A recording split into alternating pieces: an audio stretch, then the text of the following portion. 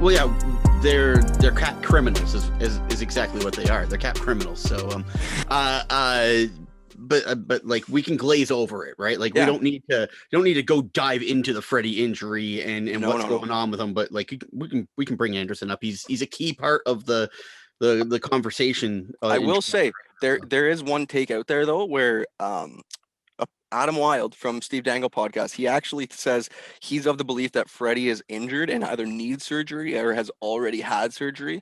And because the Leafs need to kind of like operate with that leverage, like they don't want teams to know that, right? So that's the only reason we haven't like heard the actual truth. So there is almost like a conspiracy that Pridham and Dubas are doing the LTIR stuff and not being as honest or forthcoming, I guess, as they have been in the past. Like they've always been about like forthcoming about concussions, any lower body stuff. But as of right now, it's murky waters, probably because up until 3 p.m. tomorrow, they need that leverage. They need teams to not really know what's going on. So that's where it's also like an important piece. Like Freddie is an organic piece of the conversation right now, no matter what. Mm-hmm. Yeah, 100%. Okay, so we're going to get into it. I'll start us off in 3, 2, 1.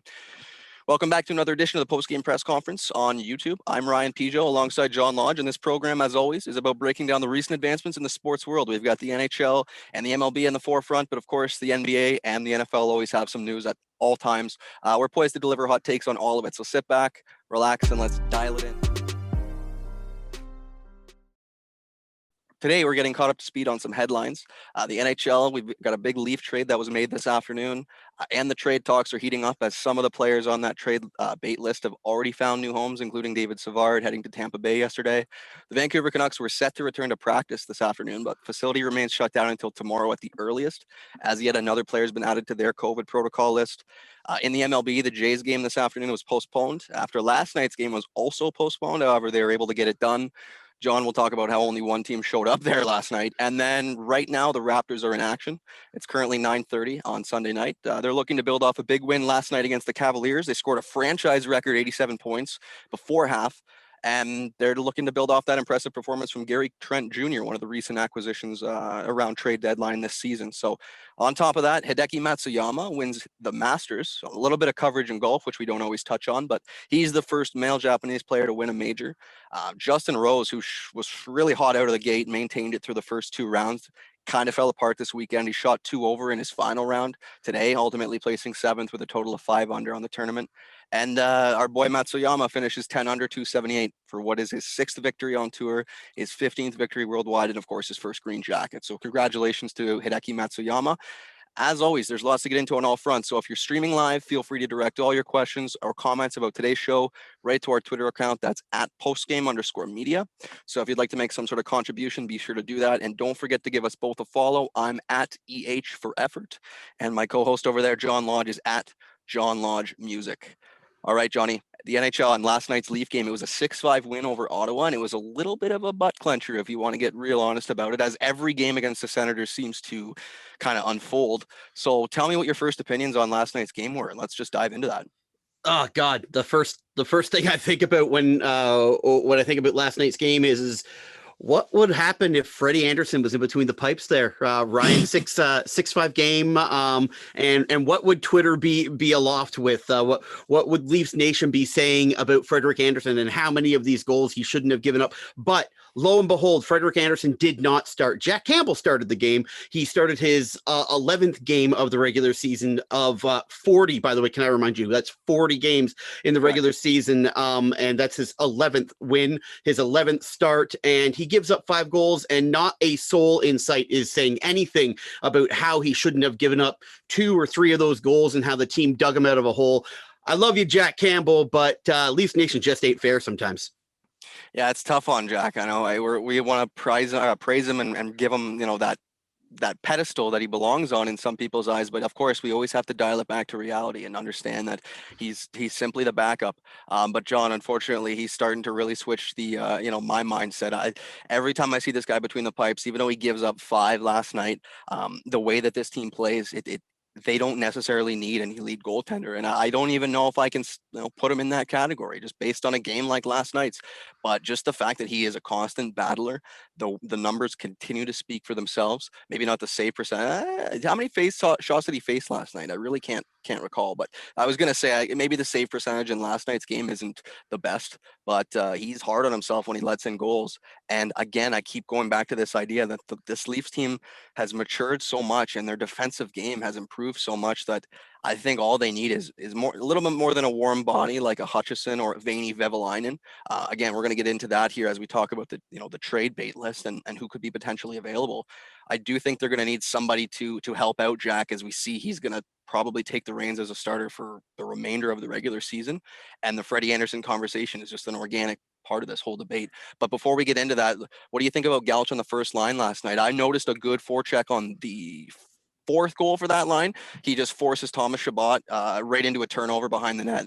Marner picks it up over to Matthews for the Matthews hat trick. And again, Marner and Matthews benefiting from some grinding work from Alex Galchenyuk. My buddy Nate keeps bringing up that like Habs and Ottawa Senators fans just can't stand hearing this, but I thought he looked pretty good. And of course, the Matthews and Marner chemistry is on display the entire game. But what's this Gauch on the first line thing? How's that working for you? What are your takes? First thing, Campbell, 32 shots last night, 27 Thanks. saves. So, Okay. Decent save percentage. Like I said, we can get into breaking down all the stats, but getting back to what you were talking about with Galchenyuk, I'm loving what I'm seeing with this guy, and it's a complete find. It was a prospect and a pick, I believe, that we sent for Galchenyuk, and there was a little bit of an uproar as to the prospect, the Leafs giving up too early on him or not, but it's looking like the Leafs have won this trade, and they've finally given Galchenyuk a home where he can fit in, where he can slot in not maybe the exact same way and prominence as Phil Kessel did with the Pittsburgh Penguins, but in sort of the same manner, where he's a guy who was a top pick, who was thought to be a pillar of a franchise, who just ended up being a guy who needed to be behind the pillars of the franchise and do some other work, right? Put some pucks in nets and not have to worry about being one of the guys on this team, right? And that's what Galchenyuk has been. He's just done his job. He's put his nose down to the grindstone. Played, like we've said before on the PGPC, played a little bit of a Hyman style of a game, and his skill actually showed last night with that beautiful behind the back, no look through the legs of the Senators players pass to, I believe it was to Marner, and that was I don't know if that was the pass you were alluding to. I believe when he forced it from Thomas Chabot right at the net, and then Marner's kind of right there to receive whatever kind of comes out of it. I can't recall if I saw Galchenyuk make like a specific no look pass on that, but I was just focused in on his hard work in the forecheck and forcing the puck over from a guy, probably the best defenseman on Ottawa, Thomas Chabot. I think I might be thinking about another goal because Galchenyuk didn't get up. Galchenyuk didn't get a point on that one. He was the fourth player in, right?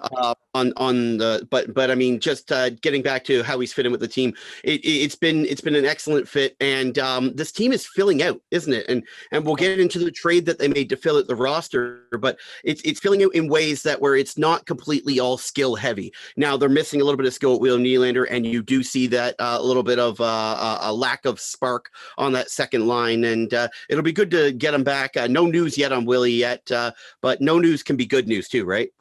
Yeah, at this point, we're just hoping that if he's going through more testing, that those tests are coming back negative. I believe he has to go through 2 negative tests for him to be able to, I guess, skate with the team again. But what we've heard so far is that he was in close contact with somebody outside the team who wasn't feeling good. And essentially, I'm not even sure if their test has come back positive. Even the information I was receiving as early as Friday, people on the inside, I can't remember if they even said that said person who caused the whole thing even had a positive test, but because of all the protocols and the league allowed kind of Nylander to be separated from the team, they're kind of deeming the incubation period if he had come in contact with somebody who had COVID to kind of not had reached that point where he'd be contagious yet. But nonetheless, he's spent the last couple of days away from the team. He hasn't been skating, and he'll be taking those COVID tests once he's able to skate with the team. I'm sure we're going to get more of a full scope of the story. But for somebody like you or I, who's not an insider, that's kind of all we know for now. And we just hope that if he does get the virus, I don't think he will, but anybody who does, even the Vancouver Canucks, we just hope they start to feel better as quick as possible. We did hear from Jim Benning as an aside today that most of the players who contracted the The virus have already started feeling a lot better, as we kind of touched on in the headlines there. But as you mentioned, Nylander has been held out of the lineup, and that bit of grind and work for it mentality that kind of shows on that second line last night, where the Tavares, Mikheyev, Hyman line gets put together. We see Galchenyuk on the first line, and Hyman and Mikheyev kind of supplant the usual Nylander and blank addition, because sometimes you see Hyman on there, sometimes you see Galchenyuk, sometimes you see Mikheyev and Nylander, but it's not always the same. I thought that line with those three was obviously great. Anytime you got Hyman out there, you've got a reliability, and then Hyman or Mikheyev ends up scoring the goal. So I think that's his sixth on the season. He was really snake bitten at the start, but he's starting to put a few more in the back of the net. It's hard to be tough on a guy making his kind of money, but ever since he's come back from the kind of gruesome injury that he had last year, Mikheyev has been more of a snake-bitten player than most. So it's nice to see him score.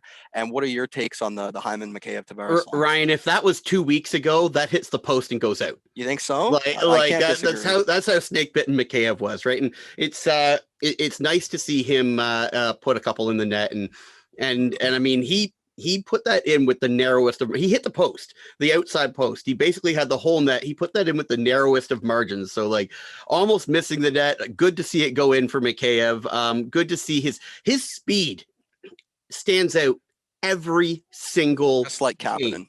He's like literally Kapanen. As soon as they moved off the guy, they got another one who can't score but can fly up and down the ice, right? Well, yeah, but he's got a little bit more grit than Kapanen, right? He's got a little bit more. Put the elbow into the corner, dig the puck out, and like we've said, that comes from playing with Zach Hyman and learning learning how to do it from probably one of the best types of that type of player in his era, right? Like when you look at scorers and playmakers and whatever you want to classify Zach Hyman as, he's probably one of the best of this generation, right? So it's a good person to learn under, and Mikheyev is doing just that. And yeah, you know, it's great to see this team, like I said, fill out the roster, right? The big trade today with Nick Foligno, and I'll let you break all of that down for the PGPC fans here. But it's going to be interesting to see where he slots in. I have an idea of where I would put him. It's going to be interesting to see where he slots in, where Hyman plays after that, and who exactly floats around when William Nylander is healthy, how this all settles down. Yeah, it's going to be interesting because we're talking, you know, at the top of this game about how, you know, Galchenyuk's impressing us on the first line, but you start talking about the pieces that have now just been added and the pieces that have been missing the last two games in Nylander and now Nick Foligno. Like, I'm sorry, Galchenyuk, but like you're probably going to end up, I mean, down potentially on the third line, or, you know, staying on that second. It's hard to say because you can't ask the guy to kind of play, you know, deeper on the team minutes. He's more of a skilled guy. So he's kind of found a nice home on that first or second line. But now you're just talking about a great problem to have, a team that's going to have so much depth. I'll have to get your take right away where you think Nick Foligno is going to play, because you've piqued my interest and I can't go on without getting that answer.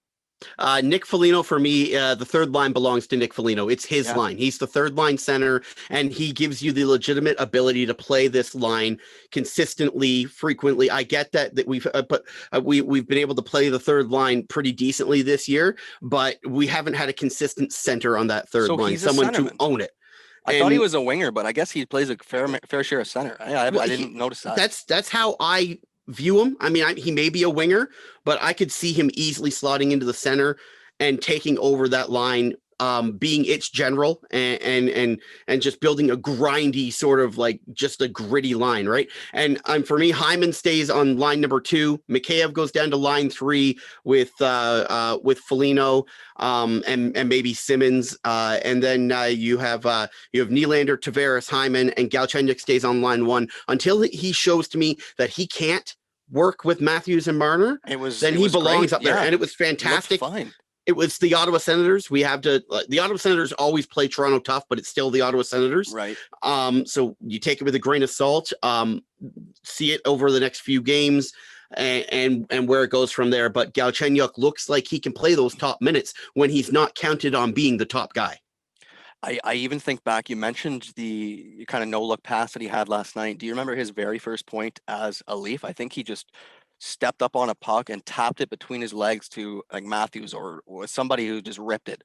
Like, and I remember thinking, wow, his first point as a Leaf, and it's like a pretty little pass that not most, like, a lot of guys who have been in his position, team to team, and kind of fallen by the wayside. Like they don't have the skill to make that play, but we know he can do it. We know he's got the skill. So again, that yes, it's the Ottawa Senators, but that first kind of appearance with two other skilled guys, now that they've kind of at least been convinced by his consistent play that he can bring like that Hyman-esque, maybe not as much of a strong guy, but a guy that has a nose for the puck and can get in and make life difficult for the opposition, help win puck battles as we saw last night, and get that puck to the even more skilled guys. But unlike Hyman, he's got that extra, like a better shot, a little bit better hockey vision. So we might see that continue to work out, especially, like I said, if they've been convinced that he can play this consistently. We hear it from every single person close to Galchenyuk on every team he's been with, is that eventually it gets to a crossroads where he starts to get selfish or he starts to defer back to his style. And that's what's gotten him played off of almost every other team, right? So at this point, if he's playing consistently, he looks good there. Yeah, you're talking about Hyman, a guy who's played first line minutes, and we know how well that line looks together. You have him move down the lineup, and nobody's going to argue that just makes the team better. Every line that Zach Hyman is on is usually the best line of the night, right? Usually the best. So if you can get by with Matthews and Marner, their chemistry on display, and then have the best line of the night be Hyman's line coming up on the second, followed by a deep line that's now got Nick Foligno on it. Well, I mean, we're getting really into a territory of contender, and I think that's why they're willing to spend that first round pick today. That's what gets us into. Let's not glaze over the fact that Jack Campbell set a new record. It's 11 straight wins. It's the longest win streak from a goaltender from the start of the season. But as we touched on at the top, it's not necessarily that's not the Stanley Cup. You're not raising anything. You're not going on Legends Roll for that, and that's exactly how Campbell handles it. So we're going to move on. We're going to acknowledge it, and let's break down that trade. So before go ahead. before you break the trade down, I just want to I want to add to my Nick Foligno as a center, even though he's not a center, he's a left winger. I have firmly, if you go back in the annals of the PGPC, the Sports Lodge, all of the shows that I have done in my past, I have firmly been a believer of a positionless sort of play, 3 forwards, 2 defensemen, F1, F2, F3. Just to back that up, Nick Foligno face-off percentage last year 49.8. Year before 56.6. Did he take in the 800s to 1000s? Does it say how many he took? How many it doesn't give the exact numbers, but I mean, I assume he took his fair share because he was the man in Columbus for the longest time, and to have that sort of face-off percentage, I just think that he's a guy that you can build a line around. Now, he may not physically actually play slot into the center position, but just the line, just the guy that the line is completely centered around. I think that Nick Foligno the name that I forgot to mention too, like one of the guys that night in and night out, I get a smile on my face because of how much I really appreciate the way he plays. We're talking the third line center and Kerfoot at that point solidified. You've got a line of Kerfoot and Foligno together. Like it's just the depth of the team. I can't say it any further, but let's get into the trade. It's essentially a 3-team deal that can get confusing. So the Leafs have acquired Nick Foligno and Stefan Nason from the Columbus Blue Jackets and the San Jose Sharks in what is a 3-team deal. The Sharks and Jackets end up retaining a combined 75% of the Foligno salary. I say combined because the CBA dictates that only 50%. I need a drink of water here before my voice goes. Whew. So the CBA states that only 50% of a contract salary can be retained in a trade. Columbus has retained 50%. San Jose has stepped in with a little bit of cap room themselves and retained a further 25%, so that the Leafs are only on the hook for $1.375 million of Foligno's salary for the remainder of the season. He's a UFA, so most likely gone at the end of the season. I don't see him being re-signed.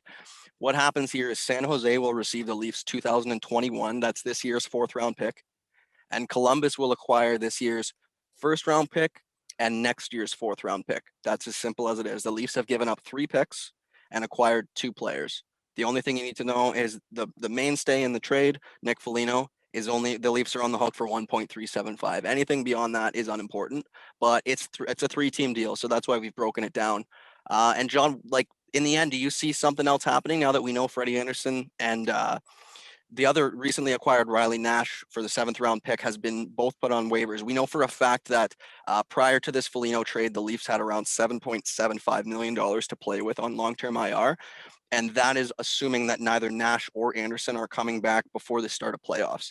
If Anderson comes back before the start of playoffs, then they really have like $50,000 after the moves that they've made today. I just read that on The Athletic this evening before we recorded. So that's accurate. And if you pull up Cap Friendly, you can see why.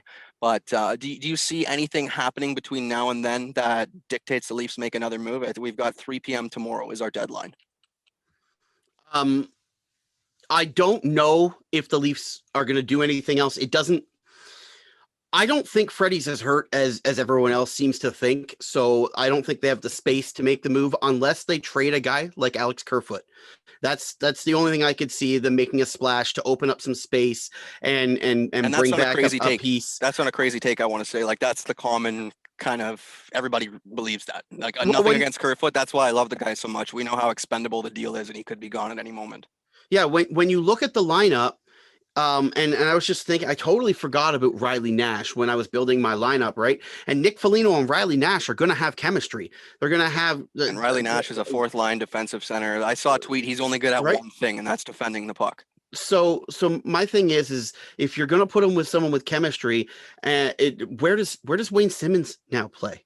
Right? Where does Spezza, Joe Thornton and Spezza and all these other guys now play? Right? Engvall. We got a lot of forwards here. And is the money you're giving Kerfoot too much for the production that he's giving you? Right? Especially when you've got replacement level guys at $0. Yeah, I get you. So I mean, that's possibly the move that I could see. Yeah, Barabanov looked really good actually for the minutes that he had. There's another guy. Kerfoot has done that job. He's played exactly where Barabanov played and done the exact same thing. I know what you're talking about. Yeah. Yeah. So if you're asking me if I think there's a move, the only thing I can see them doing is sending Kerfoot out. So if they're bringing something in significant, they're sending Alex Kerfoot out. That's the only thing that could happen. Okay, and it's as simple as that for you. I want to disagree for one reason only, and it's only because I'm of this belief that Freddie Anderson might not be healthy and most likely will not be returning either before the playoffs or this season at all. Something tells me that Anderson is hurt. Something tells me he's either already had surgery and we don't know about it for some reason or another, or that surgery is imminent if we want to be on the other side of this, if you're Freddie, and that shutting him down for the season may be the most necessary thing in that circumstance. But you have to remember that 3 p.m. tomorrow is the deadline, and you don't want any other team to know that, right? The Leafs have been really, really forthcoming since Dubas took over. It was the complete opposite from Lou Lamoriello. Well, we've known everything that's gone on with players up to Austin Matthews' wrist injury earlier on in the season, if you want to take a recent example. But since Freddie Anderson has been injured, John, you would be lying to me if you could tell me what's wrong with him and when he'll be back, right? We don't have any information on the guy. It's completely vague. It's like, Keefe says this week, I'm, quote, not concerned. And then another week, it's like, well, he's been put on long-term IR.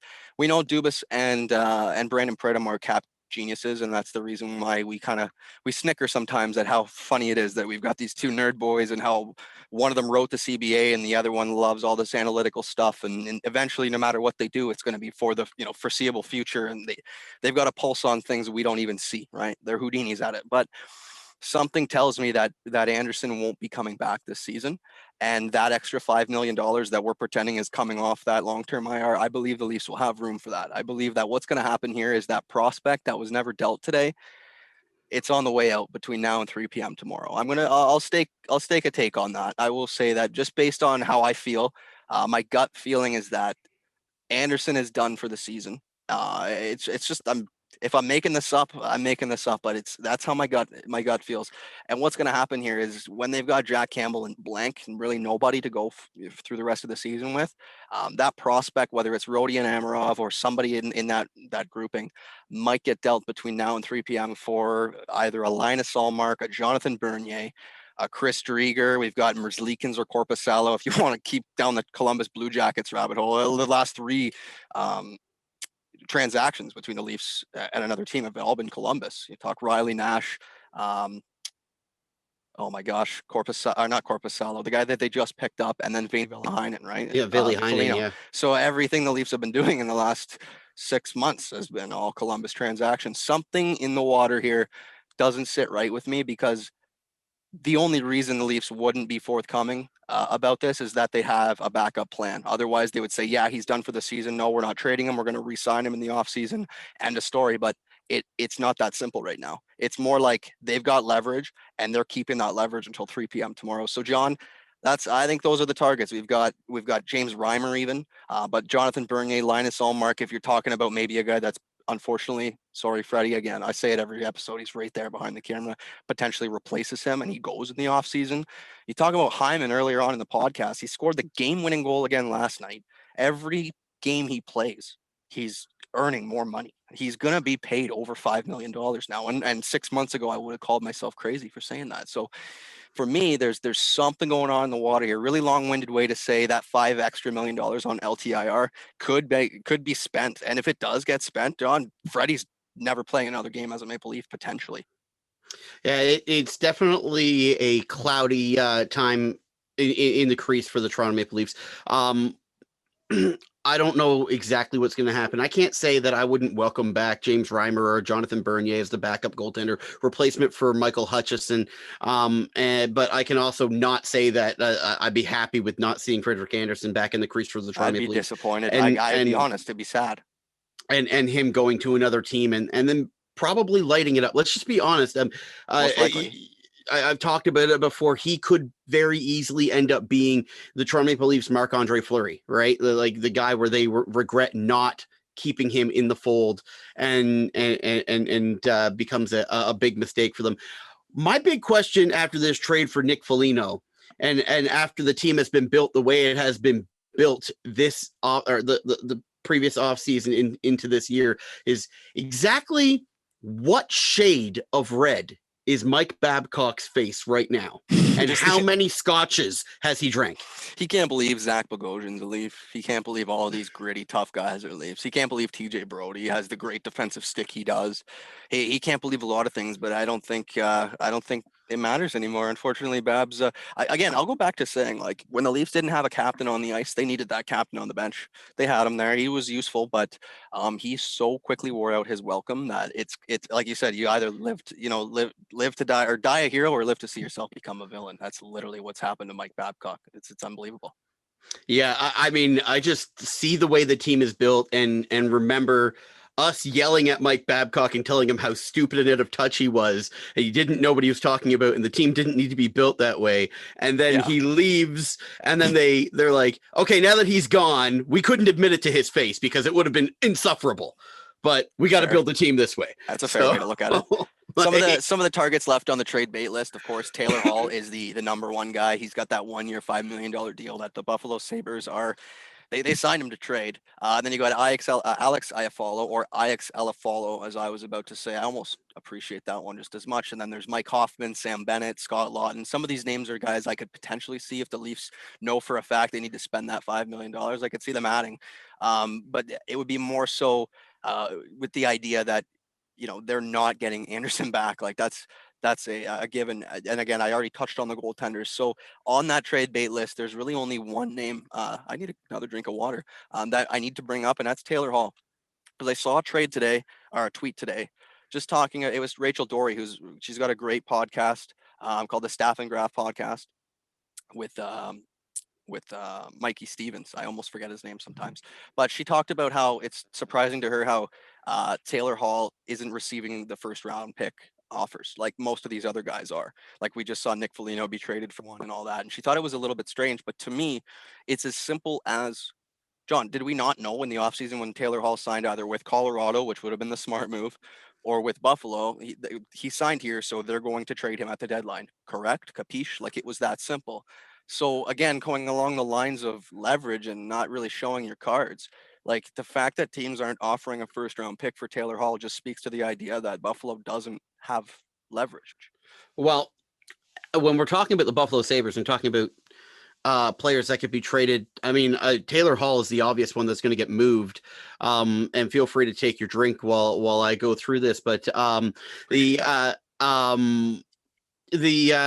probability of him coming to the Leafs is very low. The team I'd love to see Taylor Hall on, I've said it before, is the Boston Bruins. I think that he would fit in so well with that team, and he would gel so well with the Patrice Bergeron.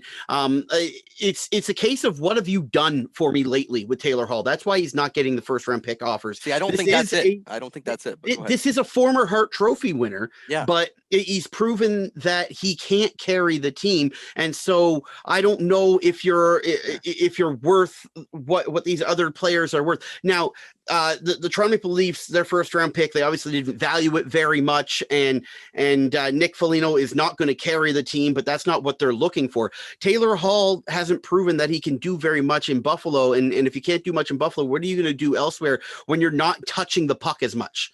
Right, like the puck is on his stick. He's forcing the play. I mean, I seen the guy fall over the blue line, trip over the blue line this year. Like you're snake bitten. He's completely snake bitten this year, and so like teams might be afraid to spend that draft capital on a guy like that because you don't know what's going to happen. Look at what Mike Hoffman has not done for the St. Louis Blues this year, right? He has been a healthy scratch. That is not a guy I would have ever thought would be a healthy scratch on any team with the way he was scoring with the Florida Panthers and previously with the Ottawa Senators before that. Not a guy I thought would ever be healthy scratch, but this is the world we're living in where Taylor Hall and Mike Hoffman can't bring back a first round draft pick. Again, to me, it just speaks to kind of the position that the team is in. Like when Mike Hoffman signed to a PTO there, you pretty much know like they don't really have much intention. Like he was on his last kind of, I don't know, with a COVID kind of world, it was really hard to decide where the best kind of risk was going to be. And I think Mike Hoffman waited too long. That's why he ended up kind of in the position he's in. That doesn't really affect that shouldn't affect your skills. But I think all along we kind of knew Hoffman was going to get dealt at the deadline. I just didn't see this season kind of playing out this way for him. And he is on that list. I could see him kind of and Taylor Hall both getting traded to teams that need that kind of scoring. I don't think they've lost it, but I think you got a point where like they can't be the main guy. I also thought it was interesting the comparison you made with Galchenyuk and Phil Kessel, right? Like those are the types of guys who at one point were looked at as maybe they could be the heart and soul of and the the nucleus of an offense, but no, they're more so bit pieces at this point. Having won a Hart Trophy in New Jersey really gives Taylor Hall a little bit more pedigree, but I still think it comes down to we all saw this coming from like the moment that the contract was signed. Okay, Hall 1 year in Buffalo. Okay, that means he's going to get traded at the deadline. That's the only reason he signed there. So like I don't understand why people are expecting a first round pick to get traded to Buffalo just because that they think they deserve it. Like you have no leverage. You literally did this and everybody knew what was happening. So what am I going to be like? Oh, I guess that deserves a first. Like I'm going to offer you a second and see what happens. If I'm the only team at trade asking for the trade, guess what? You either keep Taylor Hall and get nothing, or you get a second. You know what I mean? There is no leverage at all for Buffalo. So that to me is as simple as it was there. But he's still on the move. I assume he's going somewhere. Let's just keep the eye out. Is it for a first round or not, John? I'm gonna stake my claim that it's not going to be for a first at this point. I think teams are just too smart and they know why would you give up a first when you don't have to? You just don't. You can literally offer a second and let a stupid team give up a first for Taylor Hall. It's just apparently that's not happening. We had Kyle Palmieri and Palmieri and Travis Zajac traded to the New York Islanders. How funny was that, seeing Kyle Palmieri's face shaved for a Lou Lamoriello team? He looked like a completely different person, did he not? Yeah, lost a few years in age. Yeah, he definitely looked like a child. It was a little bit jarring to see. And his wife probably maybe was a little bit spooked when she woke up to him the first morning without that facial hair, right? Connor Carrick, famous ex-Leaf, pretty good depth defenseman here in Toronto for a couple of years, had a nice quote on the tweet, said, "I can't believe Lou let him keep his eyebrows," and I was howling. I was absolutely howling. How funny is that? As a guy with giant eyebrows, I feel the pain. John, yeah, not to single you out at all. I mean, you said no, I get it. I get it. Here's what I wanted to get into. What could we see some of the other Canadian teams do? We've got, of course, Winnipeg nipping at the heels of Toronto all season. We saw them number one make the Laine for Dubois trade. That's really paid off for them so far. Again, Laine's had a tough stretch in Columbus, and it's probably not going to change till his coach does. But Winnipeg benefits big time from that. And the only issue that they really had coming into the season was their defensive depth. We've seen guys like Neil Pionk, or Neil, as me and my buddy like to pronounce, because that's how you'd pronounce, or how you'd spell it at least. Neil Pionk, and you've got Josh Morrissey and a couple other guys in there. I think with Winnipeg, they're only one move away from being the best team in Canada. The fact that they've got Hellebuck to beat the Leafs out, we've essentially got a real issue here if Winnipeg goes out and does something. And I think at the forefront of that, although Nashville's had a bit of a hot stretch lately, I still think Matthias Ekholm, if you pay the right price, or even a Jamie Alexiak, if you don't feel like spending too much, those are the kind of guys that might make Winnipeg really dangerous. What do you think about Winnipeg? Could they go after somebody that I haven't thought of yet, or how do you feel about those takes? What do we know about Blake Wheeler right now with Winnipeg? It was He's concussion, post-concussion right? syndrome, correct? Right. So, everything could hinge on Blake Wheeler. In my opinion, it could be that could be a backbreaker for the Winnipeg Jets, right? He is. You talk about heart and soul guys. That's Yeah. Blake Wheeler, right? Like that's he does that for the Winnipeg Jets, and not that it will completely shut the entire team down, but it could make them lose their edge and their ability to compete at the level that they were competing at. Bringing in any piece is not going to fill the hole of Blake Wheeler. That never, ever, ever, right? So it's going to be interesting to see what happens there first and foremost for me. But bringing in depth defense, I mean, Winnipeg has been known for defense. Now there's gap years. Obviously, they lost a lot of the defense last year, and it was on Hellebuck, and Yeah, he they had the lose best. Trouba and Buffalo. Now it's been the biggest story, right? So Yeah. So, but years previous, they've been defensive stalwarts, right? So it yeah, would not surprise me to see and his name is escaping me. The GM in Winnipeg Chevy, bring Chevy. That's it. Kevin Shovel Day off. Yep. Devil Day Off, yeah. I was right on the tip of my tongue, and I didn't want I to got you. hang on to it, but it wouldn't surprise me to see him bring in a defenseman to shore it up and take a little bit of the heat, a little bit of the pressure off of Hellebuck, off of Laurent Brossoit. I believe it's is it Brossoit Yeah, that's their in backup. the Larry B. in Winnipeg. Yeah. So it'd be that'd be a move I could see them making, but you have to keep in mind the 7-day quarantine, right? Yep. The Leafs made the move one day before the deadline. Get Foligno going 7 days from I guess tomorrow, whenever he can get out of the country. But I don't know exactly what move Winnipeg could make to make themselves better, because like I said, for me it all hinges on Blake Wheeler, right? These little bit pieces that you can add don't make as much of a difference, and if he's not going to be going for you in the playoffs, then I just don't see how they beat Toronto. Taking a break from those trades for a second here, I'm just looking at the upcoming schedule. Monday, April 19th is a week from tomorrow. That would be a 10 p.m. game in Vancouver, so we could potentially see Nick Foligno make his debut for the Maple Leafs then. Saturday, the 17th, would be the Canucks. I guess the 16th is the Canucks return to play. That's when they're scheduled. And again, the information that came out, they don't think there's going to be an issue with that, although they added a player to the COVID list. So dumb. The So Leafs do have some upcoming games against the Canucks. It's good to hear that they're potentially going to get them played, because otherwise you run into the murky waters. It's not what I'm mad about. Point It's not what I'm percentage. mad about. What's the issue for you? The issue is the 4-game set with the Ottawa Senators that they're extending the season for, to make these poor guys who literally just were probably shitting and puking and everything all over the place, couldn't control themselves, had IVs in their arms, cramping, their families have COVID. It's the worst time of their lives. And you're going to tell me that they've got to play a 4-game set with the Ottawa Senators when both these teams know clear and well they are nowhere near the playoffs? You might as well send the god dang Utica Comets. That's, you know what? That's what I was going to say. You might find there's a lot of guys that just check out for that game, whether they're just, undergoing, a day off or whatever it is. Like, kind of similar to base. That sounds like I'm talking about a baseball game here, right? Oh yeah, he's a scheduled day off for them. 4-game sets kind of tough, but yeah, when it's two teams that aren't even battling it out for playoffs, like they're the bottom of the division. You could argue Calgary, although they've been through that skid, like they're still a little bit more promising than Vancouver, but then again, are they? I mean, like it's not like it's Vancouver versus Calgary or Vancouver versus Montreal, right? It's Vancouver versus Ottawa. Yeah. Come on. I guess the principle remains. That's the only reason I could understand, because I'm just pumped that the Leafs are still going to play Vancouver, as bad as they are, and as bad as you want to see the Leafs get every single point that they're deserved.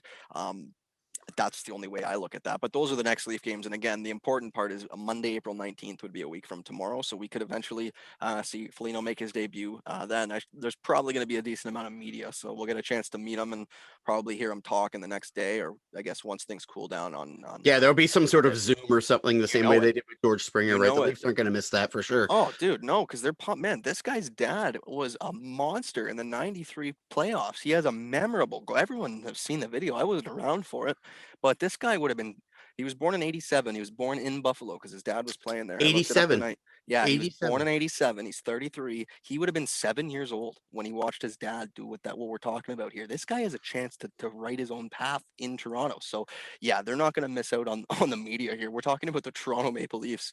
But moving on, Montreal also has a bit of some wiggle room, I guess you could say, because Brendan Gallagher is out with what would be another hand injury. I think he's had 3 or 4 of those. You like the Broken French Canadian finger or accent something? there? He's my favorite player to say as a Montreal Canadiens fan. Brendan Is Gallagher. is he even French? No, but that's the easy. Like that is the. So that's the best Zach name. Parise thing. Exactly. That's just the best game. You can just imagine you're walking downtown St. Catherine and you're listening to a couple of Canadians fan talking about the game. Oh, I cannot believe Brendan Gallagher last night, dude. It's just the perfect way to say it.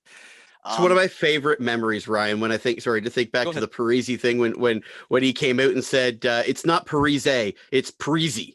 And it was just like, so you're telling me that the drunk idiot who couldn't pronounce your name for 5 years that I was telling was wrong was right the whole damn time? Like, I'm sorry. That's just I just laugh at it. It's like good for you getting it out there. But you went like how anyway? Yeah. Sorry. Continue. That's the case. Yeah. We talked about Calgary and Vancouver. Essentially, I don't see them making any big moves unless they decide that they're going to be sellers. But again, we're in a weird era where shortened seasons and go through COVID and all that. It's really hard to gauge your team. We saw Calgary already fired their coach and bring in Sutter. They got off to a hot start and then kind of tanked again. So there could be some big names on the move, but I think that's more of an off-season thing. Although Sam Bennett is kind of the one of the single names on Calgary that's kind of been in the trade bait list since the beginning. And then Edmonton, we talk about if they could get their hands on a better goalie than I mean, Mike Smith has played good, but like the issue with them has been goaltending for a long time. And Mikko Koskinen has that kind of odd contract. It's hard to get out from under when it's as long as it is. But I could see Edmonton potentially, if they had some wiggle room, try to go after maybe the Linus Ullmark that the Leafs are talking, in the mix about, or Merzlikins, Korpisalo. Those are 3 goalies on the list that I would be scared to maybe give the net for too long because they could eventually become starters in the league. Wouldn't say the same about Reimer or Bernier. We've seen them both here, but we know they'd be good backups. Or Chris Drieger or Drieger. I'm not sure how they pronounce that one. I haven't heard it enough over in Florida, who had a really hot start to the season. But I could see Edmonton maybe going and trying to shore up their goaltending a little bit. Then again, they'd have 3 of like that maybe I'm wrong with that. I don't know. I wanted to kind of take a shot in the dark with that, but just kind of, if I'm an Edmonton fan, I'm hoping you're doing something. I'm hoping you're considering this to be a season that we're in it. And like the Leafs, maybe you're willing to part with your first round pick because like you've barely seen any prospects play this year. It's the biggest crapshoot it's going to be in a long time for gauging the talent in the first round. And if you think you're a good enough team, like spend that pick. I could see Edmonton potentially making a move, but being in Toronto, we don't hear tons of rumors, and I really haven't heard them in the mix for anybody. Could you imagine if they reacquired Taylor Hall? Yeah, that's been, I mean, it's been one of the rumors out there, right? And it wouldn't be the worst move for them to bring Hall back in. I think he got ushered out because he had worn his welcome out in Edmonton, not because he didn't belong, not because he couldn't put up points. So that would be interesting.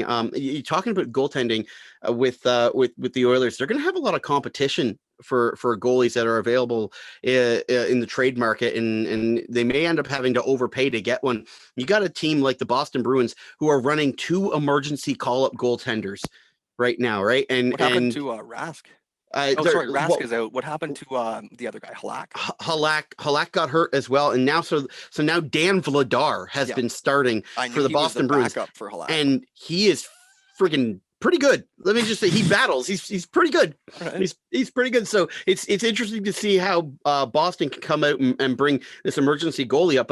But I bring that up, like I said, because Boston's not unique. There are other teams that are like, we just saw the Colorado Avalanche who went out and grabbed Devin Dubnyk, right? And that's a guy that you wouldn't necessarily have thought would have been available, or would be picked up as in a backup role. But when you look at what Colorado has and the fact that they had to turn to Michael Hutchison in the playoffs last year, you really want to get as much goaltending depth as possible. And so Edmonton might find themselves in a meat grinder sort of a situation where they're going to have to overpay to get a guy.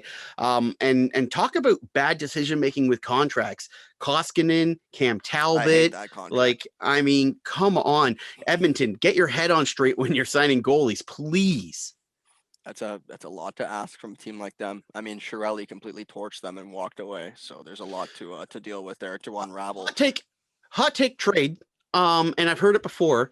Getting back to the Buffalo Sabres for a second, he hasn't done so much since he's been drafted first overall. Could the possibility of and maybe it wasn't first overall, maybe I'm misremembering, but Rasmus Dahlin, could we possibly see this guy be moved by the Buffalo Sabres if they're looking to strip it down and rebuild it? Off-season moves, baby. I see nobody untouchable there, except for maybe the one goalie that's actually winning them games in line, or winning them games and making saves in Linus Ullmark.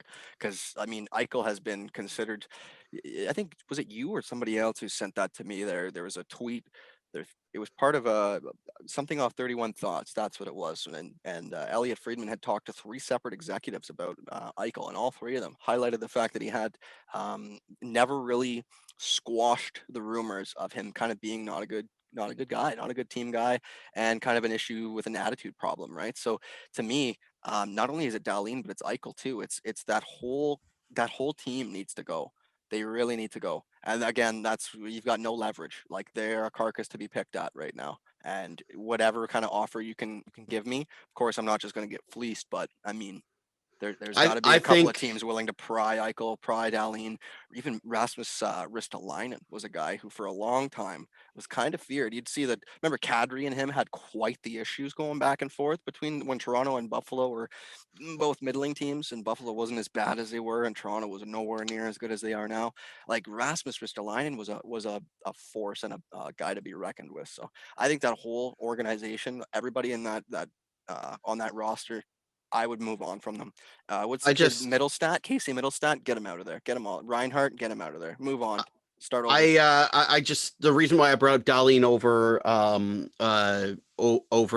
Eichel is because, to me, Eichel has built up enough capital. As much as people may think he's not a good teammate and et cetera, he's built up enough capital that a trade for Eichel is going to be multiple first round picks, whereas a trade for Dahlin. Whereas a trade for Dahlin, he really hasn't lived up to the hype. He's struggled. He's had a hard time with the North American game. So he's a guy where you talk about having no sort of backbone or something, no ability to really negotiate upwards. I think that you would almost have to take any decent offers thrown at you for a Rasmus Dahlin, and it would include a first round pick, but it'd be like probably 1 first round pick and a prospect, right? You can get a guy like that, and that's a guy that I could really see turning it around with another franchise, a franchise that has a little bit better of a development staff, and really become the top prospect that he was touted to be. Because we've said before, you don't forget to play the sport. It just gets to be a little bit too much when you're in a spot like the Buffalo Sabres, man.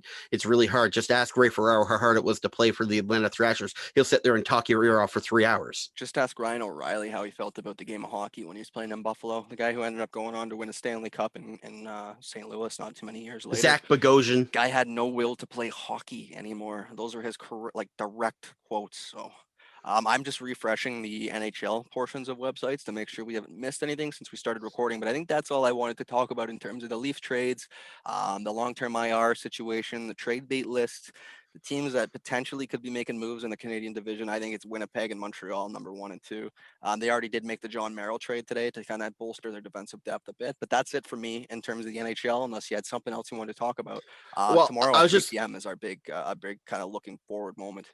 two things quickly before we get out. First, and I know we talked a little bit about the Leaf game, but how crazy is it that we're so used to Austin Matthews scoring that he scores a hat trick and it doesn't leave the show. And and second, James Duthie really hates trade deadline day. He really hates trade deadline day. And it's funny because Sportsnet's actually doing it different this year, where they're not starting their coverage until noon. And James Duthie has been very vocal.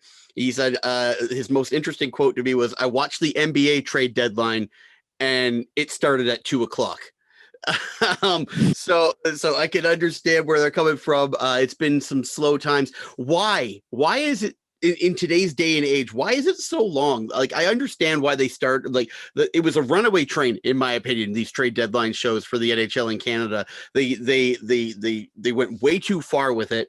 They went so far as to get mascots and everything for it at TSN, and now it's become a monster, basically, and they don't want to do it anymore. And I can totally see it. Why in this day and age are we still watching 9 hours of Trade Center coverage? I agree with James Duthie, man.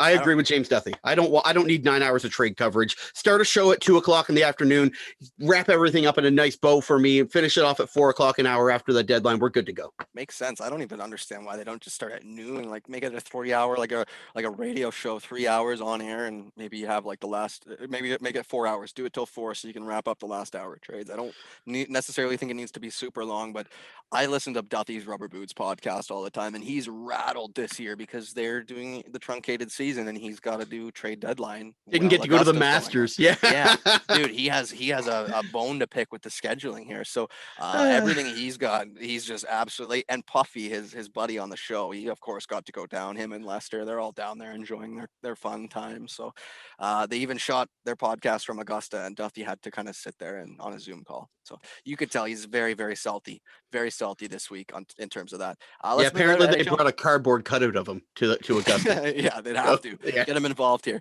Last week on the pod, you kind of finished off with a bit of a cliffhanger. You talked about our boy Fernando Tatis Jr. and the massive contract, but you gave me some homework to look into, and then just to give people a peek behind the fourth wall there, you ended up just telling me what was going on. It's the deal that he signed when he was a young player, that they essentially get a massive portion of his deal. I'll let you take it away here because there's some news on Tatis this week, so I'll let you take it away, my friend. So Big League Advance or Major League Advance, I think it's Big League Advance. What this is it's a program run. It's a program run by hedge funds, and what they do is they look at prospects who come from poverty, mostly in the Dominican and Mexican areas, and they will grade them on what their future potential is, and they will offer them money to live off of on top of your minor league salary, which is very paltry, by the way. So money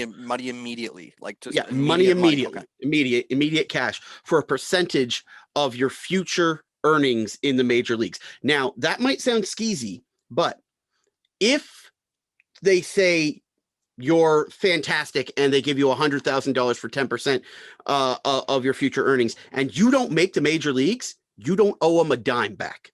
There is no, they don't ask for anyone to pay a cent back unless you end up getting to the major leagues. And in Fernando Tatis's case, the percentage isn't exactly known, but he did take one of these big league advances, and he built his body up, and to his credit, he made himself into a major league all-star. But unfortunately, if it is the 10%, which I assume it is, that they took off the top of his contract, this team now gets $20 million of Fernando Tatis's money because he took maybe $100,000 when he was a Major League Baseball prospect. Pretty good return, I think. Pretty good. With the total he's getting, though, would you take that, though? Would you do it anyway? I mean, man, he plays in California. They take half that right away. Ooh. Like, lots of tax going on there. Okay. There's a lot of tax going on there, bro. So like when you think, I thought it was a bad contract right off the hop. Like, it's an amazing deal when you break it down per year, what he's worth, what he's going to bring to the team. In the same vein of Ronald Acuna Jr., you're going to be worth so much more in 10 years or in 5 years or whatever, right? I think these long contracts are ridiculous. ridiculous. The NBA has it perfect. 5-year deal, max. That's what you can do, and it's probably going down. You probably won't even be able to sign for 5 years in the NBA soon. And that's where I think we should be, because the turnover is what makes it interesting for guys like you and me, for people who are listening to us, for people who are listening to TSN, Sportsnet, ESPN, whatever, wherever you get your sports information in the off seasons, during the seasons, these trade deadline shows. What makes it interesting is movement, player movement. And when you lock a guy down for 14 years, good luck trading that contract, for one. Here's the main issue. Oh, go ahead. I was just gonna like, good luck trading it, for one, and for two, do you want to trade it? Like, maybe the guy wants it, but you don't want to trade it because you've got him locked down and he's a fantastic player, right? So it's just it's anticlimactic when you sign something like that, and I really think that Tatis cost himself probably $50 million in the long run. That's tough. But here's the issue for me again, and Zoom. I'm still getting used to the subtle nuances of the Zoom call. When we're in studio, you can see somebody a little bit better without the delay. You can tell what's going on, when to jump in. My issue though, you bring up with Tatis is, yeah, in the future he's going to be a lot more valuable. But the real issue I'm bringing him up today is, like, we saw him go down earlier in the week since we recorded our last podcast, and it's apparent the guy's got a serious shoulder problem. That you saw how much he just absolutely, he literally turned into a ball of dust at the plate. It looked bad. So the way that it's shaken out, you're assuming the guy's going to have to get surgery immediately, right? You're not going to play around with this kind of thing, are you? I wanted to bring this up because it just hit home. I was like, man, John and I were just talking about this at the end of our last pod. We have another reason to bring him back up already, but it's essentially like not good. We want to make sure this guy is going through the right rehabs and that, because when you're making that kind of money and a team has staked that much into you for that much time, could you imagine if that contract isn't insured, and there's an issue where, like, this guy can't do it anymore? Like, you're on the hook for so much money. It's incredible how one little injury can change the dynamics of everything like that, right? Like, is he going to be able to play the same ever again? You can already throw that out there, because the guy's got so much potential that it's hard to tell what he would have had compared to what he's going to now have, depending on whether he rehabs it, has surgery. You never know. So it's just a crazy debate to have, and it's a shitty circumstance for the guy. Yeah, the contract would definitely be insured at that level. That's not a problem.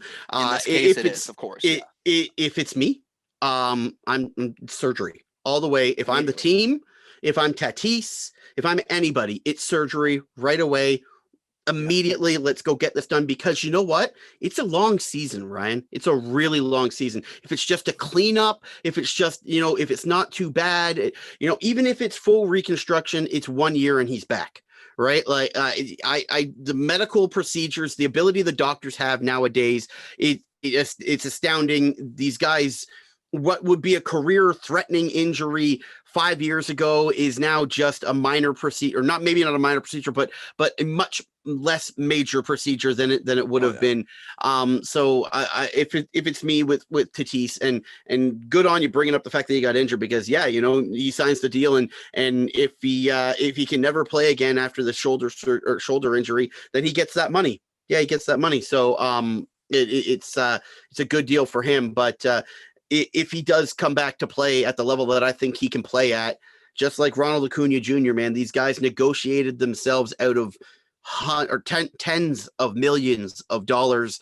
And when you come from poverty, and I don't come from that level of poverty. I don't come from money though. But when you come from poverty, it could seem selfish to negotiate for that extra $50 million. Yeah, but I just think that if put in that situation, I would have to negotiate for that extra money. I'd have to bet on myself, and even if he didn't sign like that a massive contract, he would have signed at least 5 years, 6 years, right? So you would have been secure for this injury. I showed signs of the injury last season too. I think it's crazy how they kind of still spent all that money on him. There's got to be a conversation there, like, are you fully healthy? How bad's the injury? And then for him to, like, barely have played the season in and then have that injury happen, you wonder what types of conversations either took place beforehand, or what conversations are taking place now based on, like, kind of how that unraveled. It's just interesting. He still got the kind of money that it would make it sound like they didn't see it being an issue, but the way that things have kind of happened already, it seems like it's an issue.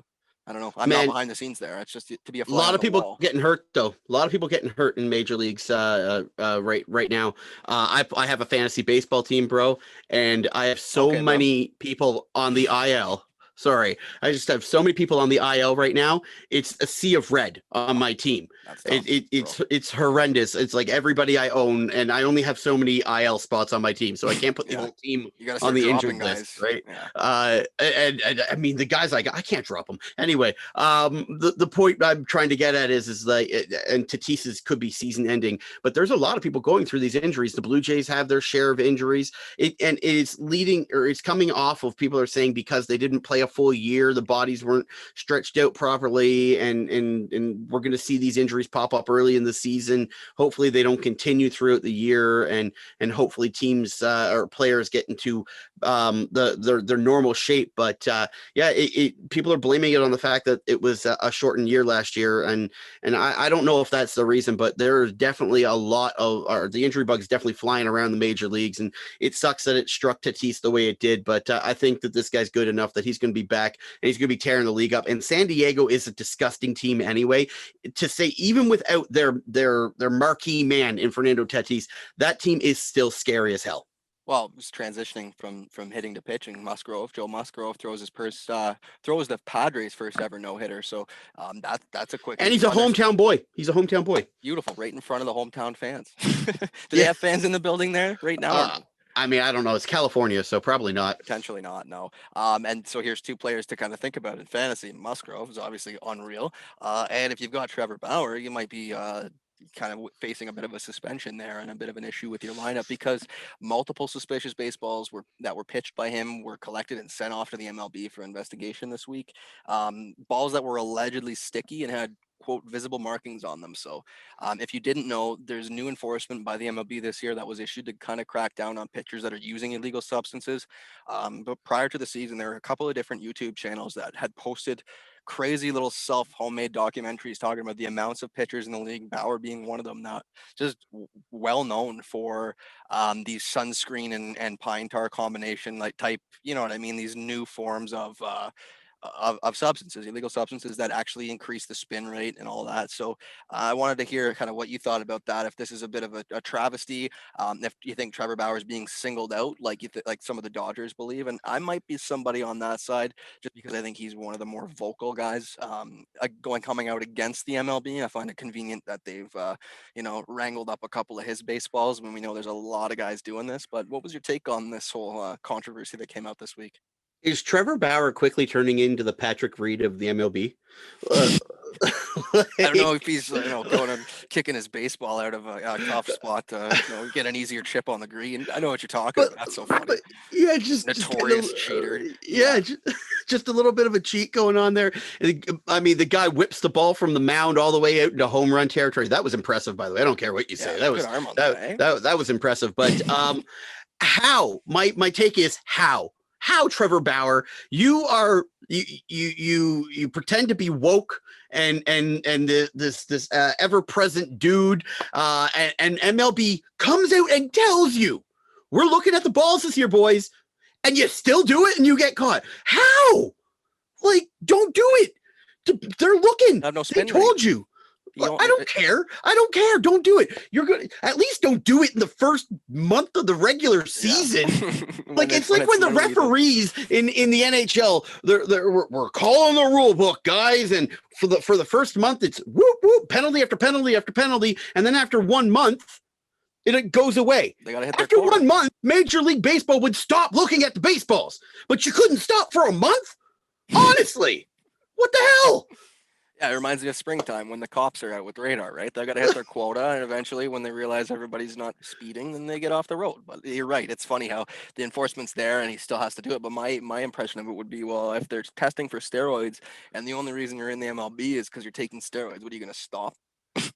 You can't, man. You're done. That's your whole career staked on this spin rate, and the things that you can do to the baseball to make that happen. So Again, it's just another kind of controversy surrounding baseball and cheating. Isn't that surprising, eh, John? Like that's pretty much the whole point of they should just name the sport cheating, and it would make it a lot more transparent, I believe. Just legalize it all. Just legalize it all. Whatever. That's more so the level I'm getting on. You've heard people in the past talk about, oh, let them all do steroids. I don't care if they're all half man, half mutant, jacked up people. Sure.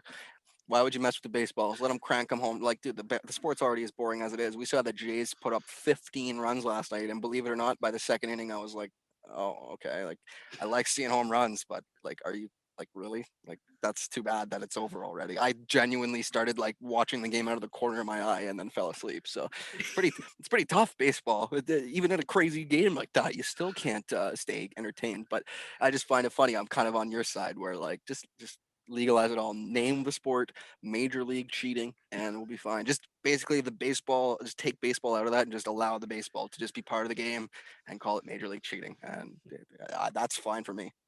Let's move on to the Jays. Yeah, the Jays last night, beautiful game. Just Steven beating Matz, the ball. two Steven brilliant Matz, starts to begin the stint with the Jays. Holy. yeah, and it's a guy where it's once again where we're talking about Pete Walker, right? Now the work has to be put in by the pitcher, but Pete Walker is as important as anybody to this franchise. Anybody has ever been as important as Alex Anthopoulos was to the Blue Jays when they made their run to the pennant and falling short to the Kansas City bearded asshole. Anyway, it's apparent to me now that we can never let Pete Walker go anywhere, right? He has to be a Blue Jay for life. He needs to be the pitching coach. Hell, I'd make the guy the manager if it meant keeping him here, right? He needs to stay because he takes pitchers, he gets them out of their own head. He proves lets them prove that they can actually get this done, and they go and they get results. Steven Matz, he was struggling with the Mets, and he comes over here. He works with Pete, and he pitches 2 beautiful games for the Blue Jays. Now, who's to say if he can continue it? But he's got an ERA of like 1.34, like it's under 2 for after can 2 you starts. That's pretty decent for 2 starts. Like, well, that's the way you want to start a stint with a new team. Oh my. Well, can you name me a team that has as many lefty starters as the Toronto Blue Jays do in their rotation? And when you're talking about Steven Matz and Hyunjin Ryu, 2 very, very top caliber starters, right? Like Steven Matz, he has a history of being a top left-handed pitcher from the National League, and so he could get back to that. And Hyunjin Ryu, the same thing with the Dodgers. No, I believe Pearson is a righty. I know. Robbie Ray, I believe. Robbie Ray, I believe, is a lefty as well. That's my next point. Before we go too much further, his return's about to push Tanner Roark to the bullpen. So that will be nice because nobody. Well, you know what was nice? What was nice, Ryan, was the fact that today's game got postponed, and we didn't have to watch Tanner Roark pitch. Isn't that fucking awesome? Yeah, it was perfect because now Robbie Ray's back, and we won't have to see him start a game now. Which is it literally we saw him start one game. Yeah. Got his blank. Yeah. Right. And then got his second start postponed. So we're good. We're happy to see that he's in the bullpen. And I'm not trying to hate on the guy. I think my favorite guy in the bullpen is Tommy Malone based on his number alone. Someone in Blue Jays media needs to, and I'll volunteer to do it if they want to give me a job. They want to pay me to do it. But they need to put together a highlight pack of everything Roark has given up. And next time he complains about wanting to pitch more, you just play that on a loop for him. Make a GIF of it. Play it on a loop for him. That way it'd be like, no, Tanner, go sit in the corner. Yeah, he's a fiery, passionate guy for somebody who's not great, eh? Yeah, and if he wants to throw his ass into you, he could probably launch you 3 rows into the friggin' seats. Oh, Johnny. I don't know. He's got a massive ass, bro. Like, have you not noticed that thing I'm gonna fucking have to- swinging around there on the mound? Like, it is huge. I'm gonna have to check out his ass the next time he I'm takes a trot just from the saying. bullpen. Hell, thankfully he won't be trotting from the dugout at the start of the game. He'll be trotting in from the bullpen. Thank my lord. Again, like he's a professional league pitcher, so like I couldn't hold a candle to him in terms of my skill. But Neither could I. it's tough. It's tough when you've got the mentality, or maybe not the mentality, the attitude that he has, and then he doesn't back it up. It speaks to maybe he has higher expectations of himself, and he's not as realistic about what's going on. So if it's me, I just shut up and play because I know I don't have the right to to demand things that I can't kind of live up to. Speaking of live up to, George Springer, we're still yet to see what his reputation could live up to because he's got a low grades quad strain. His debut is not going to happen on this team's homestand. You'd know better than I do how long the homestand is going to last. I know this series is being played at home, but I couldn't tell you how long they're going to be at home until. But either way, we know for a fact Springer will not be playing until at least they're on the road. Like, is that vague for you? It's not necessarily the most information, but at least we know Springer's not dead. He's playing eventually. Sorry, 1 second. I'm just looking up something right here. One of my buddies sent me something about Dave Riddick. I don't know if he's been moved, but I'll have to take a look into it. The Leafs got him. The Leafs got him for a 2022 third round selection. Shall we dive back into the Toronto Maple Leafs and Freddie Anderson never being a Maple Leaf again? This is because I called that. That's a nail. That's a pretty big nail in the coffin. I mean, Dave Riddick. I can't see them acquiring him without having the knowledge that Frederik Andersen's not going to be back for the rest of the regular season at the very least. Now, if he's available for the playoffs, he's my goaltender over Dave Riddick. I'm sorry, he is. I'm not saying that Jack Campbell wouldn't get game one of series of the first series. John, but I think Adam Wild nailed this one. I think Freddie Andersen has already had surgery or needs surgery. I don't think he's playing again in a Leaf jersey. It's pretty sad to say. I don't think it's going to happen. I don't think they can re-sign him because Hyman's going to cost too much. Well, I mean, I think that they'll be able to keep Hyman's number down just based on the fact that he's going to be playing on this team. If he was going to say like a Carolina or New York or something like that, then he'd make $7 million, right, or $6 million or something. But you're playing for the Toronto Maple Leafs. We have a lot of high salary. If you want to stay here, we can make you money elsewhere. Also, but we have a salary cap. This guy could literally play tomorrow if he wants to because he's within Canada. So that's one that they don't have to wait on quarantine for, I don't believe. Yeah, that's a big move. Maple Leafs acquiring big. Oh, that's crushing, John. I'm being honest. Like, we're recording a podcast live, and like the jersey might have to go on here because I don't know if he'll ever play in a Leaf. We might have to find out here now tomorrow. I'm dropping things. Look, it's my Anderson. Yeah, tough, dude. Because again, when you really look at it logistically, you're right. Like, they don't have to necessarily give the guy a raise, but I don't know if they can afford him even to be re-signed, especially when you talk about Hyman. I'm not sure. Is Riddick? Calgary retains 50% of the trade, so Riddick has to be at the end of his. Yeah, he's a pending UFA. So now they'll have the choice. You know what I mean? Now they could literally go forward with like a Campbell Riddick combination, and they don't even have to sign Freddie. I don't think Riddick demands more than like $2.5 million, right? I don't know what's he being paid right now. Because if they can afford to have him on 50% salary right now, they didn't have a ton of money to play with. It's too bad, but I have a funny feeling we're gonna get a press release now that the leverage is all over. I don't think the Leafs can like lie about Freddie. I believe they could pretty much tell the truth now whenever they're ready. So I'm gonna, again, I've been nailing everything. I'm just gonna throw another claim that he's done as a Leaf. He'll never play another game as a Leaf. Oh, listen to me, I'm choked up. It's pretty tough though, because he was like my guy. We know what happened, dude. This guy carried this team for 4 straight seasons into the playoffs, and at this point, they cannot. I don't think they could have trusted him going forward the way that since that dragged them last season. He dragged them kicking and screaming. And we know what happens with a goaltender when they get an injury that maybe needs surgery. Because I don't think he had surgery after that groin injury, and I think he's been consistently re-injuring himself to the point that you need surgery. You can't just keep like screwing us over and telling us you're good or you're rehabbed, and then pulling something and then being a subpar goaltender when you used to carry us night in and night out. So that's the only like logical, when I step back from the situation, I'm like, if they find a way to re-sign this guy, it's because like he's never going to play the same way again. You know what I mean? Like, they know he's not the same goalie ever again. So that's the tough part about being a goalie in the NHL. Well, I mean, I'm not ready to give up on him. I mean, I'm sure that he's hurt. And I'm sure that this means that he's not coming back for the regular season. But we've talked about how Riley Nash doesn't count because he's not, the cap doesn't matter in the playoffs. And I think the same could be said for Frederik Andersen. Now, I could be proven wrong tomorrow in a press conference where they say Freddie Andersen's done for the season, having surgery, whatnot. I will eat my humble pie when that happens, but I'm not ready to give up on it yet. Dave Riddick is good. Jack Campbell is better, but neither are prime Freddie Andersen.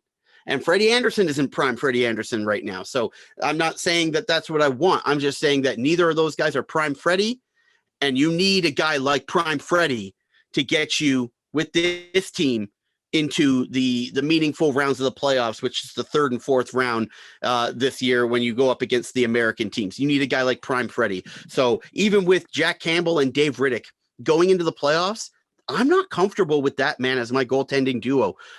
For some, John, you're actually making me comfortable the more you say it. I'm like, dude, the way I see this team play in front of one, I think they could play just as good in front of two like that. They don't need an all-star like Freddie.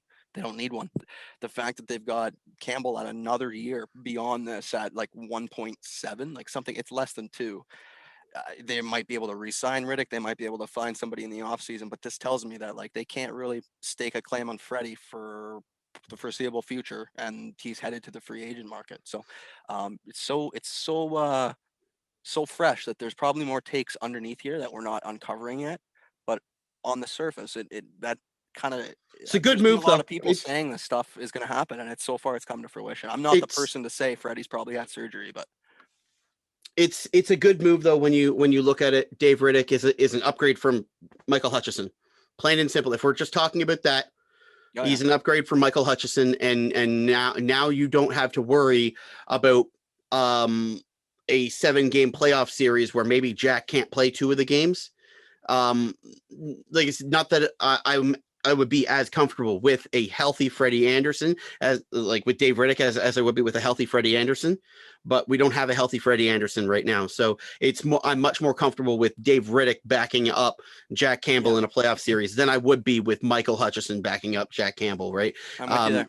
So good move by the Leafs, not having to move a roster piece. It's going to be interesting how they the only way they make this work under the cap is Fred not coming back.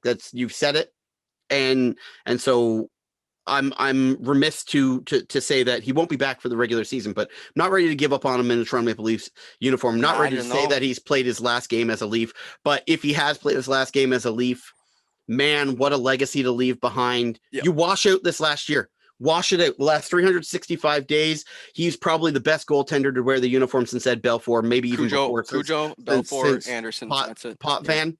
Yep. Potvin, Cujo, Belfour, Andersen. It's like he's put himself on the Mount Rushmore of goaltenders for the Toronto Maple Leafs, and played in an era where he faced the most pucks of any goaltender in the entire league, and so goals he gave up be damned. He was facing hundreds more shots a year than the Hellebucks and the Vasilevskis of the NHL. So Frederik Andersen definitely leaves a legacy behind. If the last time we saw him play was 22 games ago or 22 days ago, then he definitely leaves an excellent legacy behind. But I for one hope that it is not the last time we see Freddie Andersen suit up for the blue and white. And I hope that even if he does have to have surgery, that they work out an extension with him for next year. Because I think that he's played himself, or he's injured himself out of any raise. And the best situation to come back into would be a familiar situation as opposed to having to learn a whole new team and a whole new system. So I think that the Leafs could still work something out where they bring him back, maybe even at a pay drop for a 1-year deal. I've mentioned it before, 1-year deal with Freddie Andersen, even at even money would be something that the Leafs could look at. But yeah, the Maple Leafs acquired Dave Riddick in a trade with Calgary Flames, which pretty much puts the curtains on Freddie Andersen for the regular season. But like you said, man, again, if they can sign him to a contract in the offseason, I would prefer that It's just my immediate reaction is because they know that he's not going to be the goalie he was, and he will probably be the backup to somebody. I don't see them being able to like re-sign him and still call him a starter. He'll need a raise at that. We'll have to really keep an eye out on free agency for him too, especially if we find out he won't be coming to Toronto, because the team who buys into that will know that he might be coming off either surgery or a couple of bad injuries that completely flipped his stats on their rear end. Telling you, Speaking of, Marc-Andre Fleury could turn it around. Frederick Anderson can turn it around. well said. It's going to be something that we will see. I have no doubt that Frederick Anderson will get back to his form. Whether or not it's with Toronto is what's in question. Getting back to form is something we'd like to see the Toronto Raptors do. This is our final segment Oh, before we get out of God. here tonight. You just finished watching them lose. That was a close one. I'm keeping an eye on the score here. It's what, 102, 96. It was within 4 with 8 seconds left in the game. I'm assuming there was some whistles and maybe hacking going on, getting guys to the line. But either way, we touched on it off the top. Gary Trent Jr. scored a career high 44 points last night. And the team itself scored a franchise record 87 in the first half, en route to a 135-115 win over Cleveland. So some silver linings there, of course, like the returns on the recent trades are at least showing that there's some potential there, some material at least to talk about. Whether that means that they're franchise cornerstones down the road is a completely different conversation. But tonight against the Knicks, they lose. They aren't able to gather some momentum and at least turn it into a win streak. But that would put them at 21-33 on the season, and their hopes of playoffs just keep dwindling further and farther. Are they mathematically out? Not yet. Obviously, They're not mathematically out. They're in that disgusting zone that the Leafs found themselves in for years. like hurt your draft position, but don't do yeah. anything all season. That nasty that you don't want to be. And I've been screaming for them to lose more games so they can drop down. They could get a franchise altering player with a top 5 pick if they're able to get down there. And the Raptors need to play like a bottom team. You talk about if there's playoff hopes. I don't think there's been playoff hopes since the trade deadline. I think that keeping Kyle Lowry was probably a mistake, seeing as he was hurt for a little bit after. He hasn't really played the same. He doesn't have the fire because he knows that this season is a dud. So he's probably already planning his destination in free agency, and that's probably not going to be back to the north side playing for the Air Canada, or not the Air Canada Center, the Scotiabank Center. This is how old I am. I'm going back to the old ACC. Yeah, so the Raptors, they're doing this all wrong now. Good job losing tonight. Good job doing the right thing. Need to lose these games. Gary Trent Jr. led the team again, 23 points. Wow. Chris Boucher, Kyle Lowry second with 19, and Chris Boucher third with 17. Boucher 17 points, 14 boards. Like to see those boards. We had a new center make his debut with the Raptors, Kem Birch, former Orlando Magic. He adds a little bit more size, and a little bit more depth to the bench. A guy who's looking to restart his career, hit the refresh button, and also a Canadian. So two Canadian centers in Kem Birch and Boucher, guys who grew up not quite playing together, but who grew up in the same circles. It's good to see. Raptors need to look more to the bottom. Let's flip the standings, right? So let's turn it upside down. Cut it out of the newspaper or whatever. Screenshot it. Take it into Photoshop. Flip it upside down, and then fight that way. So we're fighting for last place, not fighting for this stupid play or for the stupid play-in tournament, which I love. By the way, I love the play-in tournament. I think it's awesome. Just not awesome for the Raptors because they're not going to do anything with it, right? I've been screaming for a play-in tournament for the NHL for probably 2 years now. People laughing at me, telling me it's not a possible thing. It would be the perfect solution to deciding the bottom, and then you could run the bottom teams that aren't in that little team or that little tournament, the 10 through 7 tournament. You could take the 11 through 15 teams and have them play for the first overall pick. I'm sure the CBA, you'd have to get some players to buy into that, obviously. Money. It's money, it's man. Advertising. You're selling tickets. You're selling tickets when you weren't going to sell tickets to games before, right?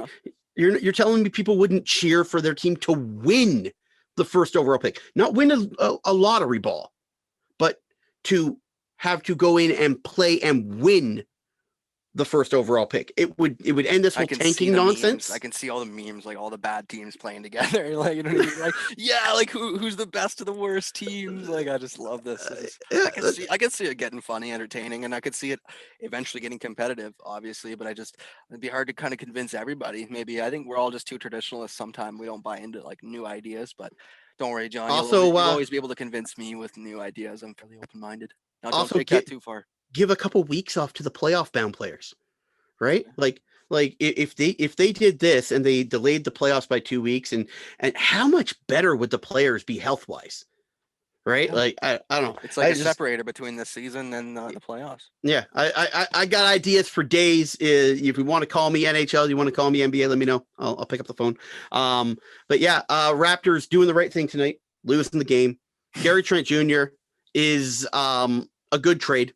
A good trade because he's younger, he's cheaper, and he seems to be able to do exactly what Norm Powell was doing for the Raptors. Right, he's providing double-digit scoring, starters minutes when needed, and a spark when needed, right? So It's important to have somebody like that, especially that's such a recent return from a trade. It gives the fans a little bit of hope that they still at least know what they're doing. Yeah, and the Raptors aren't in a rebuild; they're in a retool, a quick retool. If you can, like I said, if you can get down to the bottom 5 and add a lottery pick to this team, to Pascal, to OG, to Fred, to now Gary Trent, Chris Boucher.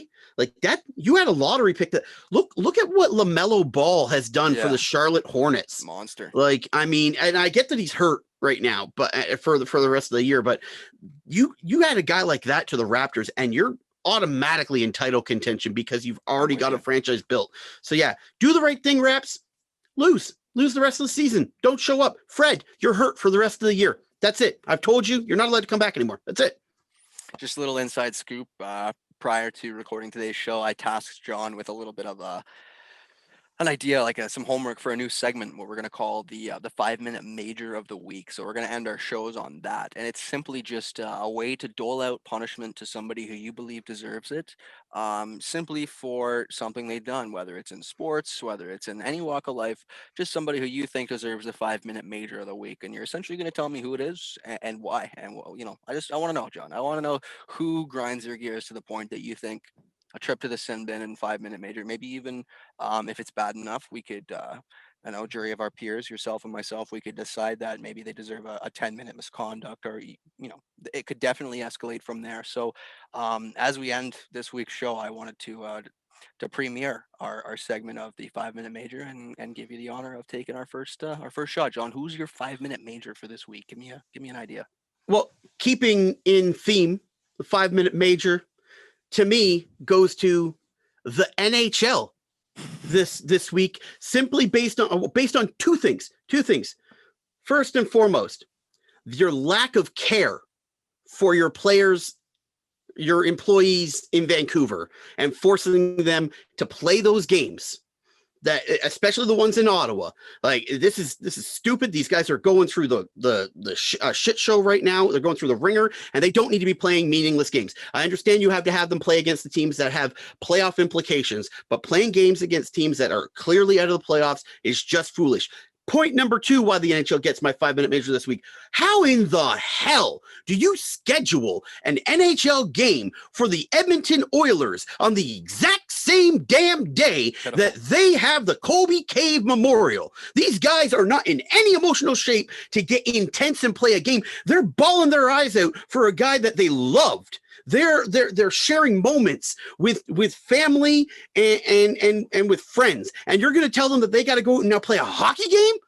Come on, man. 5-minute major.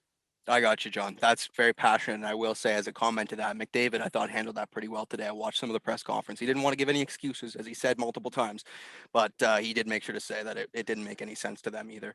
And to end the show, my 5-minute major, it's still within the theme of hockey. It might not always be, but something struck me when I saw that trade, that Palmieri trade, and the look on that guy's face, and how just his personality was stripped from him, John. His personality, and you, a bearded fellow over there, would know exactly what I'm talking about. And as you might have recognized this week, I'm sponsored by Austin Matthews. I'm supporting our boy. That's Okay? a nice clean stash you got going on there. I Thank you, noticed. my sir. Believe me. Thank you, my sir. It's in solidarity, okay? Because our boy's leading the league in goals, and I think facial hair is a real important piece of your identity. But somebody, for a countless amount of time, years, has felt that that's decades, has felt that it's unimportant, has felt that uniqueness and identity is truly, it doesn't belong in sport.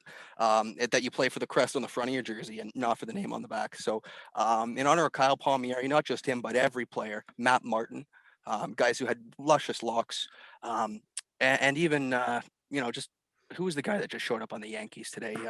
Oh my God, it's Rougned Odor. okay. So Odor with the clean shaven face.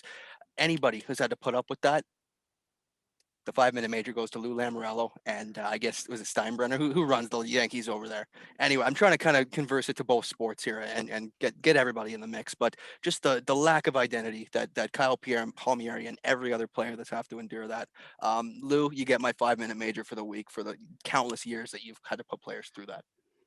Maybe he just can't grow a nice beard, and it's jealousy.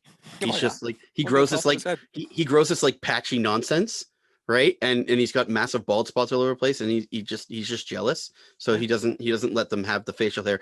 You know what the starkest change for me with baseball, and before as we get out of here, Johnny Damon coming from the Boston Red Sox going to the New York Yankees. You want to talk about having this dude had the Matt Martin long hair. Yes. And the giant beard. That was a few years ago, right? It was a long time ago. I aged myself. It was probably 10, 15 years ago now. Okay. It's a long time ago. But that was the starkest change because he showed up. He's like, it was funny because he had done an interview. I'm never going to be a Yankee. He hated the Yankees. And then in the offseason, he signs with the Yankees. He shows up clean face and completely cut, like crew cut hair. And you're just like, what?